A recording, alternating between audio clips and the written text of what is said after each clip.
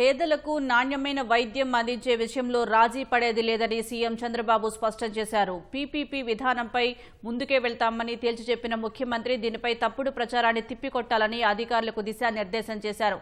కేంద్ర మార్గదర్శకాల మేరకు విజిఎఫ్ కింద టెండర్ల ప్రక్రియను వేగవంతం చేయాలని ఆదేశించారు.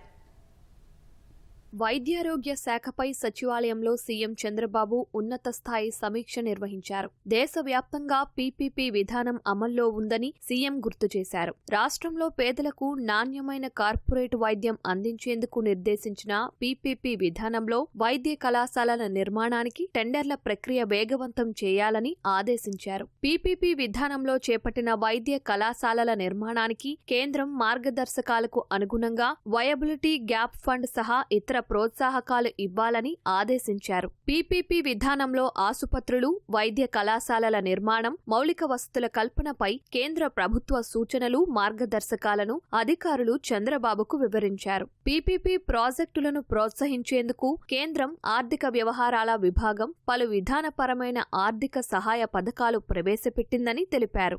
విజిఎఫ్ కింద అందించే 60% ఆర్థిక చేయూతను కేంద్ర, రాష్ట్ర ప్రభుత్వాలు 30% చొప్పున భరించాలని కేంద్రం సూచించిందన్నారు.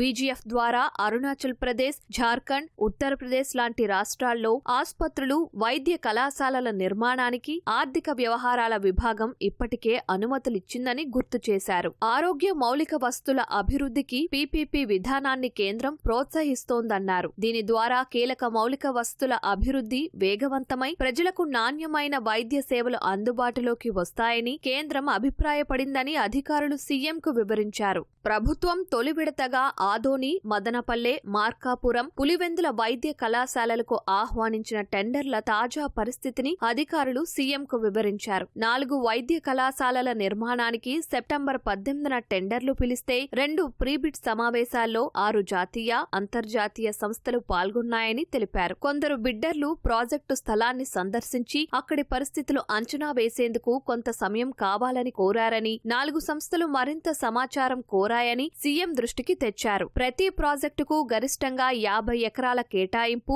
ఆకృతుల వివరాలు తదితర అంశాలపై చేసిన ప్రతిపాదనలకు ప్రభుత్వం సుముఖత వ్యక్తం చేసిందన్నారు. ఎన్ఎంసీ నిబంధనల మేరకు భూమిని సమర్థంగా వినియోగించుకునేలా డిజైన్లు రూపొందించుకునే స్వేచ్ఛ ఇవ్వాలని, కన్సార్టియం సభ్యుల సంఖ్యను 2 నుంచి 3కు పెంచాలని బిడ్డర్లు కోరితే అంగీకరించామన్నారు. ఆదోని వైద్య కళాశాల నిర్మాణానికి ఓ సంస్థ ముందుకు వచ్చిందని అధికారులు సీఎం దృష్టికి తీసుకెళ్లారు. ఆ సంస్థతో ఒప్పందం చేసుకోవాలని సీఎం సూచించారు. మిగిలిన వైద్య కళాశాల టెండర్ల ప్రక్రియ వేగవంతం చేసేలా బిడ్డర్లతో సంప్రదింపులు జరపాలని ఆదేశించారు.